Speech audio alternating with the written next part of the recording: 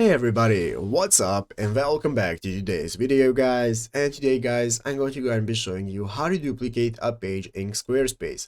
This is a very simple thing to do, so make sure to watch this quick and easy video to the very end, follow my steps correctly, so you can make sure this works the same for you and you can do this yourself.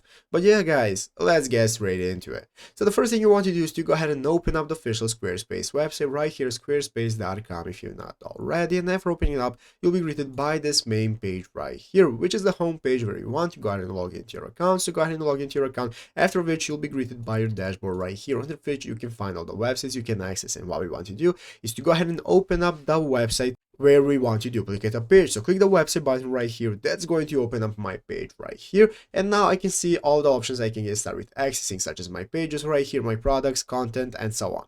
So at the left side screen, under the website section, what we want to do is click on pages. This is going to open up this new menu where we can find all the pages that we already have. And guys, as you can see under main navigation, here we can find my pages. I have my blog page, store page, and so on. And what you want to do is find the page you want to duplicate. So here's my page I have created. You cannot duplicate an already made page like a collection, like blog stores, and so on. You have to have your own page. You want to click on the settings icon right here next to the page. After doing so, it's going to open up your page settings. So under your page settings in the general section, now want to scroll down. Scroll down until you find the duplicate page option. So under duplicate page, you want to click this button. This is going to enable you to create a copy of this page. You want to click confirm. As you can see, this is now going to go ahead and make a duplicate of our page. You can see we can get started with editing it and doing everything we want, same as the original page.